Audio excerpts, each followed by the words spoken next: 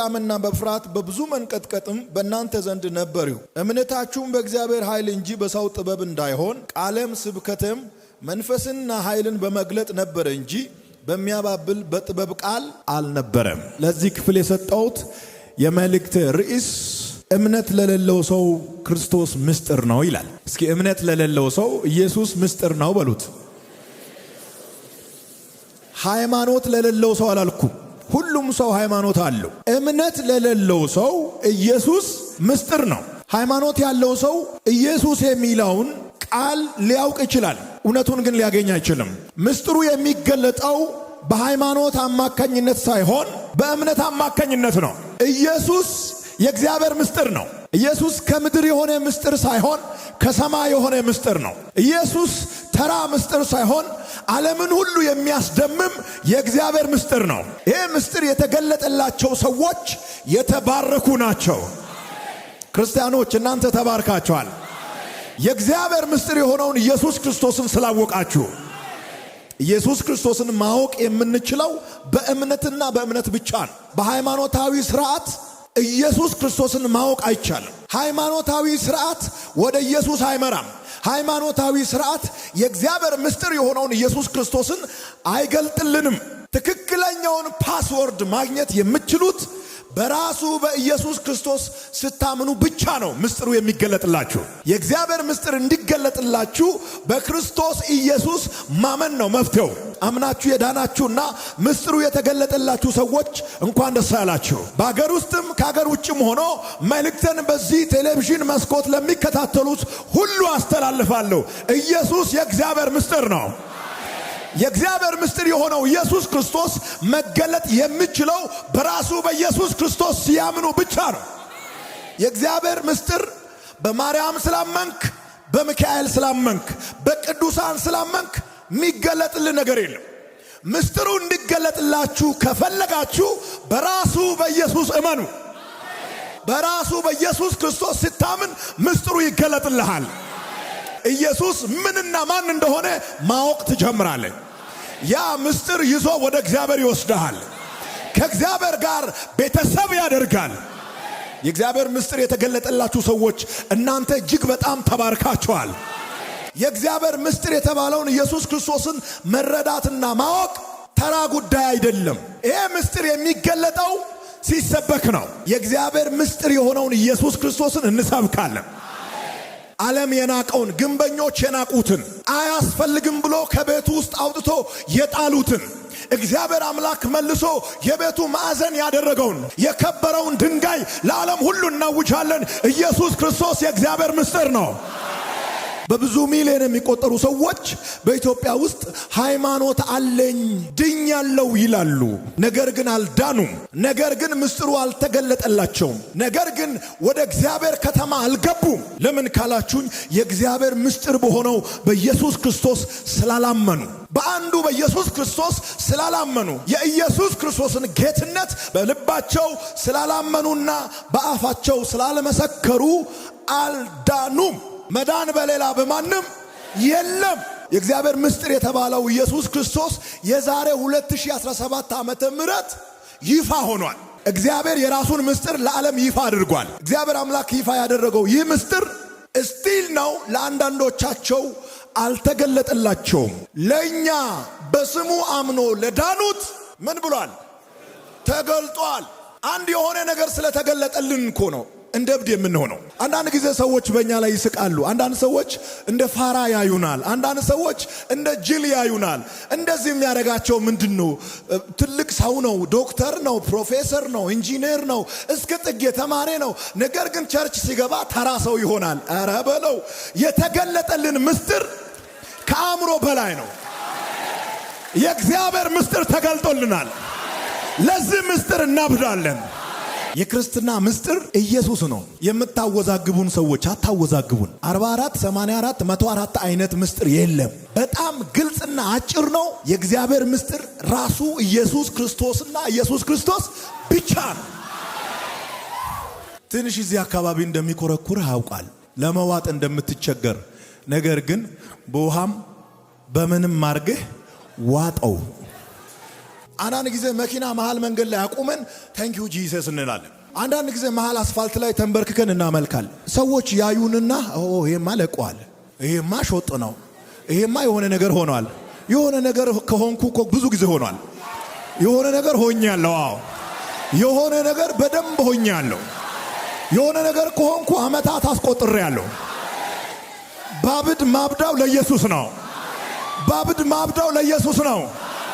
ሰው ተራራ ወጥቶ ማግኘት ያልቻለውን መዳን፣ ሰው ወደ ጥልቅ ጉድጓድ ወርዶ ማግኘት ያልቻለውን መዳን፣ ሰው ትልቅ ድንጋይ ተሸክሞ ቀን ሙሉ ውሎ ማግኘት ያልቻለውን መዳን፣ ሰው ባዶ አድሮ ባዶ ውሎ ሰው በባዶ እግሩ ሄዶ ማግኘት ያልቻለውን መዳን እኔ ቤቴ ውስጥ ቁጭ ብዬ በዚህ ምስጢር ስላመንኩ ድኛለሁ።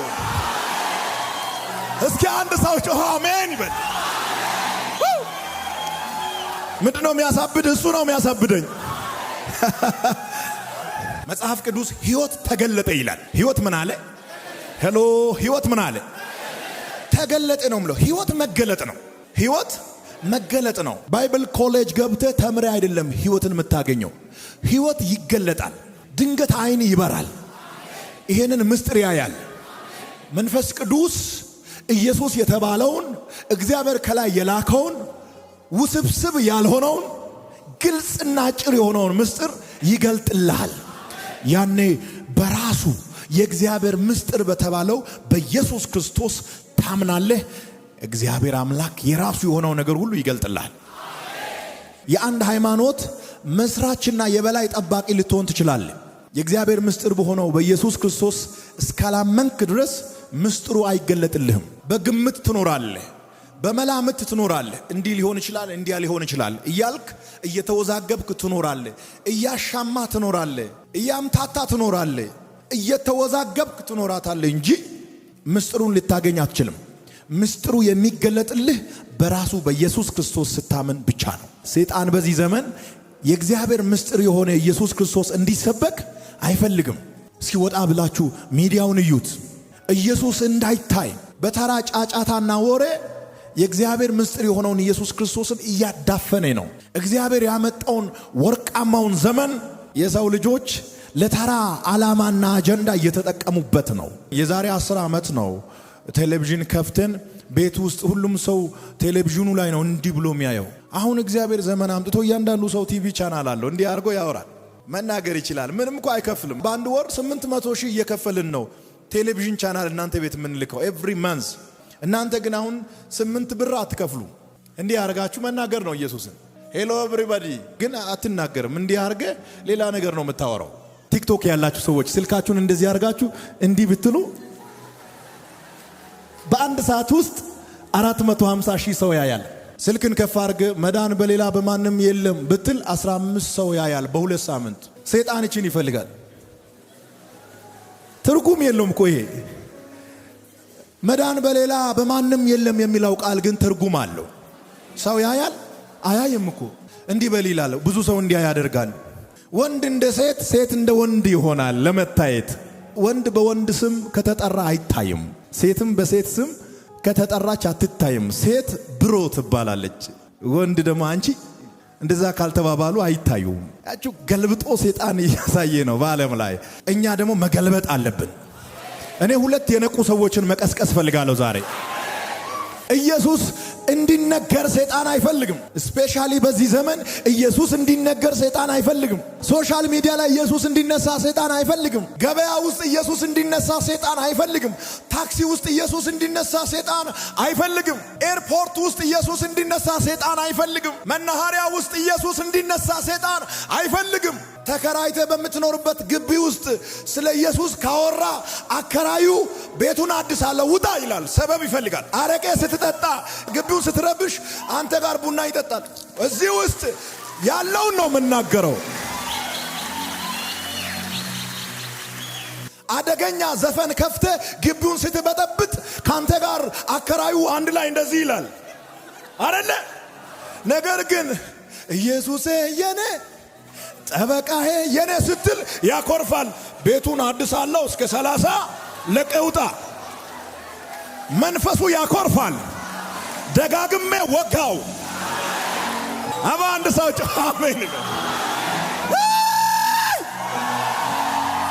መዝሙር ስለከፈታችሁ ብቻ አከራዩ መንፈሱ ተበሳሽቶ ቤቱ ይታደሳል ልቀቅ የተባላችሁ ሰዎች እዚህ ውስጥ የላችሁ አላችሁ።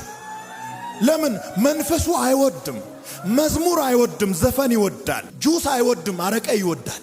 ሰው አይደለም መንፈሱ ነው። የመንፈሱ ጠበቃ ነኝ የሚል ሰው ካለ ቢሮ ቁጥር 4 ላይ ይጠይቀኝ።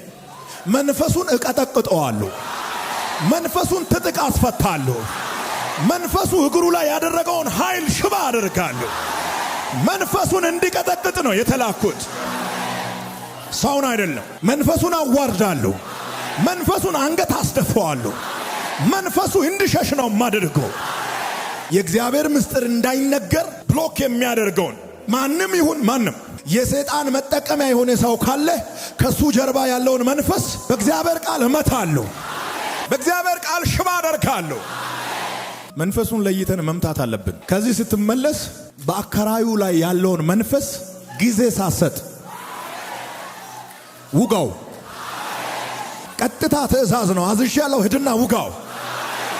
ሰውየውን ሳይሆን ከሱ ጀርባ ሆኖ የእግዚአብሔር ምስጢር የሆነውን ኢየሱስ ክርስቶስን አታክ የሚያደርገውን መንፈስ ጊዜ እንዳሰጥ እንደገባ ውጋው። ይደፋል፣ ይሸሻል፣ ይደበቃል። እግዚአብሔር በጠላቶቻችሁ ፊት ሞገስን ያስታጥቃቸዋል። ጌታን ያላወቀ ቤተሰብ ውስጥ ሆነ ኢየሱስ ጌታ ነው ብለህ ስበክ። የቤት ክራይ ትከለከላለህ፣ ቀለብ ትከለከላለህ፣ ትሰደዳለህ፣ ትባረራለህ። ሊያናግሩ አይፈልጉም። ለምን? ሰይጣን የማይወደውን ፓርት ነው የነካው። ይሄ ነገር እንዲነሳ ሰይጣን አይፈልግም። ቶታሊ ኢየሱስ እንዲሰበክ ሰይጣን አይፈልግም። 1440 ደቂቃዎች አሉ በ24 ሰዓት ውስጥ 1440 ደቂቃዎችን በሙሉ ስለ ሌሎች ብትናገር የሚያኮርፍ የለም፣ የሚናደድ የለም። ሁሉም በኮመንት ስር ገብቶ እንዲህ የሚል ይጽፋል። እንዲህ ይላል ኮመንቱ። ስለ ኢየሱስ ከቀላቀልክ ግን እንደዚህ ነው የሚሆነው። አያችሁ፣ መንፈሱ ነው። ኢየሱስ ሲሰበክ ምስጢሩ ይገለጣል። ምስጢሩ ሲገለጥ ሰው መዳን ይጀምራል። ሰው መዳን ሲጀምር የሉሲፈር ከተማ ባዶ እየሆነ ይመጣል። ጌታ ለራሱ እንደሚያስታጥቅ ሰይጣንም ለራሱ ያስታጠቃቸው ሰዎች አሉ። በክፋት ያስታጠቃቸው፣ በስድብ ያስታጠቃቸው፣ በተንኮል ያስታጠቃቸው ብዙ ሰዎች አሉ። በዚህ በኩል የእግዚአብሔር፣ በዚህ በኩል የሉሲፈር፣ በዚህ በኩል የጨለማ ሰራዊት፣ በዚህ በኩል የብርሃን ሰራዊት ፋይት እያደረገ ይቀጥላል። ይሁን እንጂ በዓለም ካለው ኃይል አንተ ውስጥ ያለው ኃይል ይበልጣል። እስኪ አሜን ይበላ አንድ ሰው። የእግዚአብሔር ምስጢር እንዲነገር አይፈልግም። ተከድኖ እንዲኖር ይፈልጋል ሰይጣን። አንዳንዱ ደግሞ እንደዚህ ይላል፣ ስበኩ ግን ከአዳራሽ ምን አትበሉ፣ አትውጡ።